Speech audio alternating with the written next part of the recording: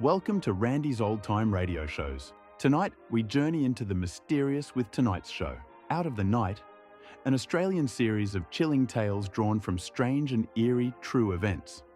From ghostly encounters to unexplained phenomena, each story invites you to step closer to the shadows. Sit back and let the night reveal its secrets.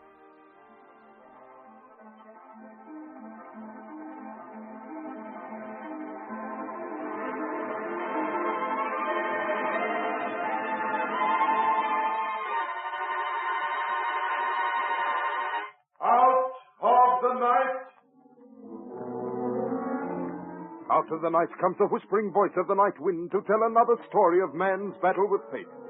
This time, the true story of how a man accused of murder was proved innocent 20 years after he had paid the penalty of death for a crime he had not committed. Unbelievable, but true.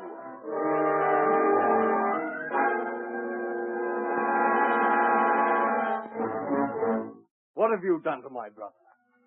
They're saying in the village that you killed him.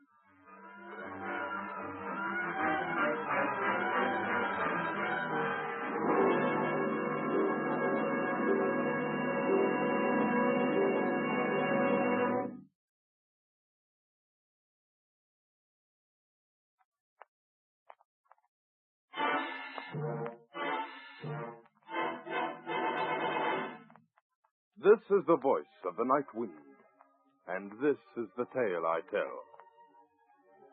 In the village of Vilby, Jutland, there lived a Lutheran pastor, Soren Quist, and his daughter Nora. Nora was the beauty of the village, and never lacked for suitors, but Pastor Quist was ambitious for her.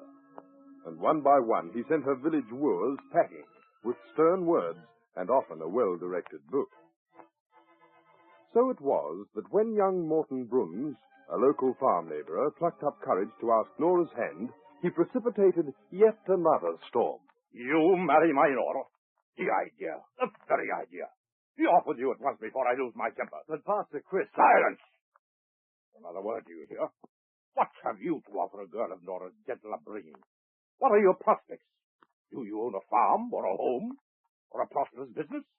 Have you any assets at all? I've my two strong hands. Precious good they are to any man lacking a brain to go with them. Out of my house this instant, you good-for-nothing young rascal. And don't ever dare step foot into it again, or it'll be the worse for you.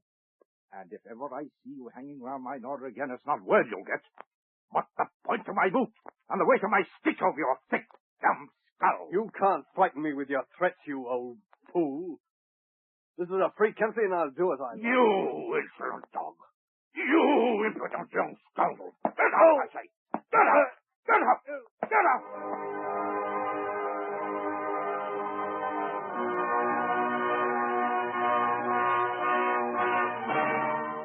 But Morton Bruns was not one to take his humiliation meekly. For days he brooded over it.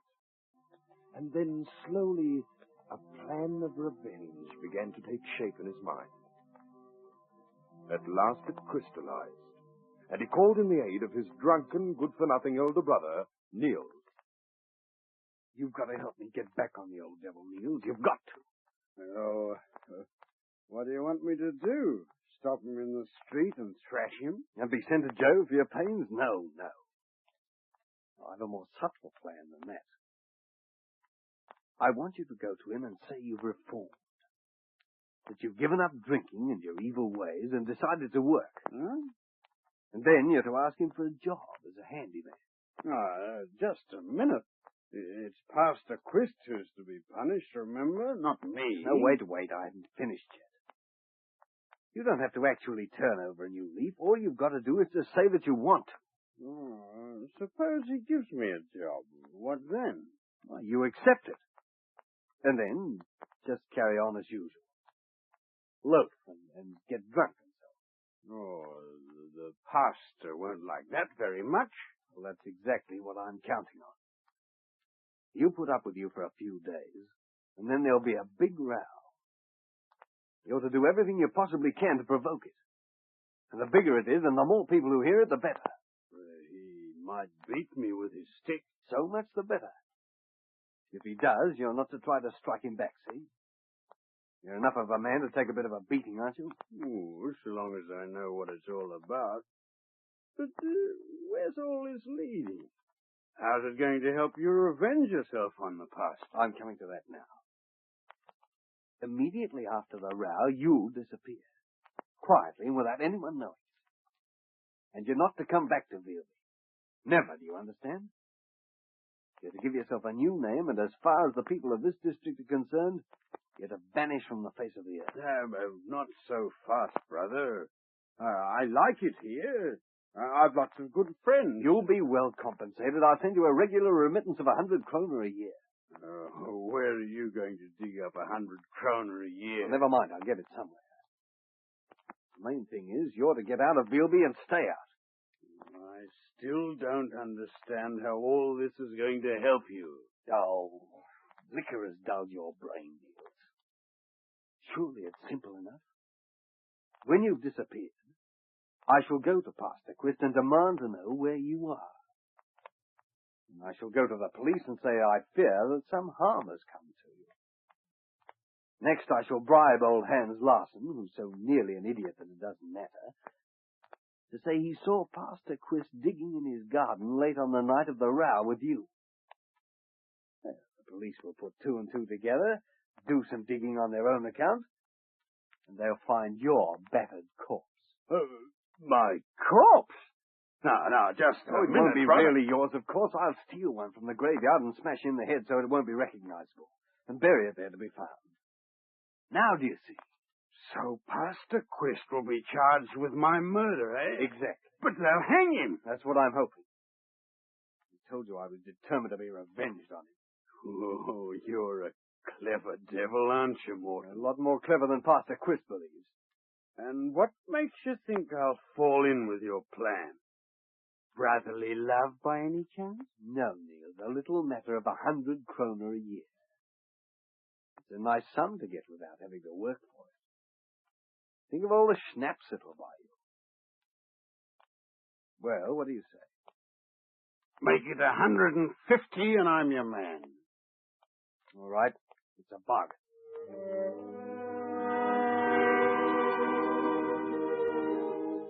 Morton Brun's diabolical plan went through without a hitch.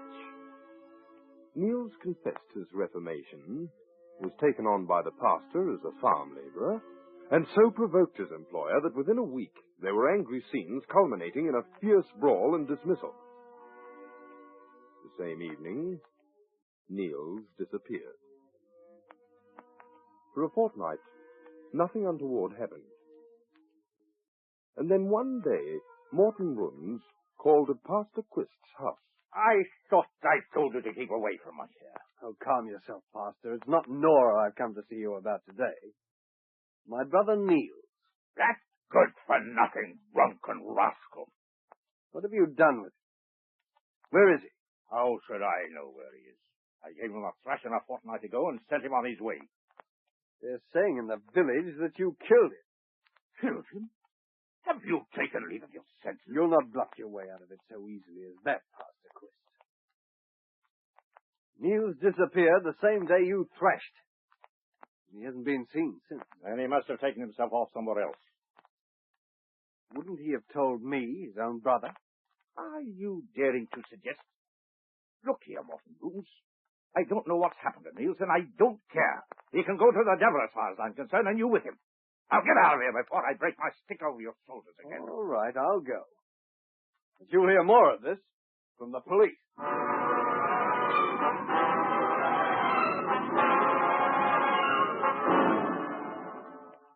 Morton Bruns reported his brother's disappearance to the police. A reward was offered, but no one came forward to claim it.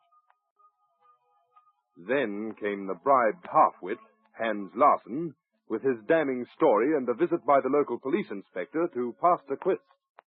This fellow Larsen says he saw you, late on the night Niels Bruns disappeared, digging in your garden. It's a lie. He says you were wearing a green dressing gown. Do you possess such a thing? Yes. Yes, I do, but... He says you were digging underneath a crabapple tree. As I came in, I noted that the soil had recently been disturbed there. I know nothing of it. I give you my word. Then, if you're innocent, you'll have no objection to us digging in the same place. Of course not. Come with me and I'll lend you spades. The police had not dug long before they found the body Morton Bruns had planted there. It was clad in Neil's clothes, and though the face had been battered beyond recognition, there seemed no doubt it was Neil's body. What have you to say for yourself now, Pastor Quist? I know nothing about it, I tell you. Who killed Neil's Bruns? How did his body come to be buried in your garden? I don't know. I'm as mystified as you are. I'm not mystified, Pastor Quist. Not in the least.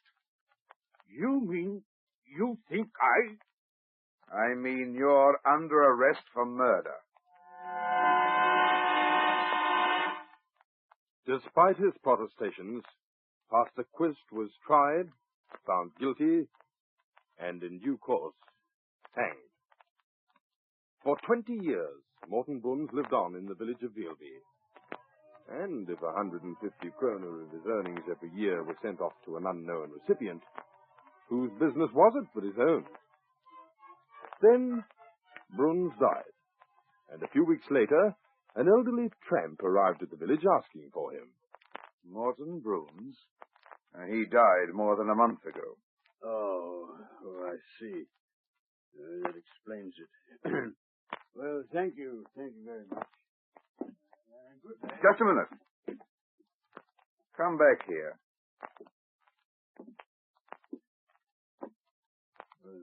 What do you want?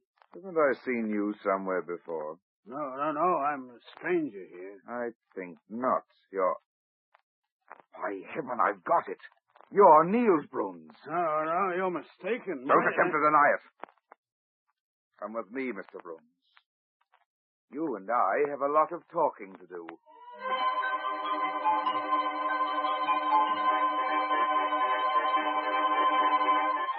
Under cross-examination, the whole story came out. And the villagers of Vealby learned that they had executed their pastor for a crime of which he was innocent. They made what little amends they could, and today, over the victim's grave, can be read the headstone, "Under this stone reposes Soren Quist, who suffered unjustly for a crime he never committed, victim of a foul plot, unhappy sport of blind justice." Yes, my friends, that is the story of Pastor Quist. Unbelievable, but true.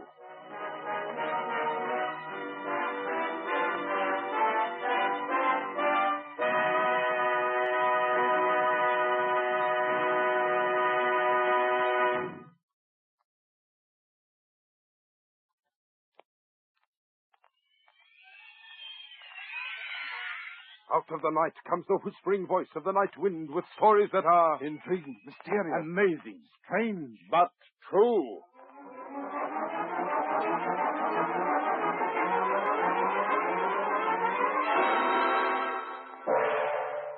Well, folks, that's it for this episode here at Randy's Old Time Radio Shows.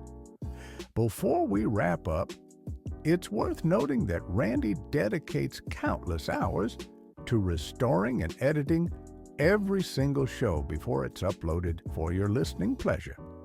Our goal is to preserve these old-time radio treasures and make them sound as clear and warm as the day they were first broadcast. If you'd like to support his hard work and help keep these classic shows coming, any donation, big or small, is sincerely appreciated.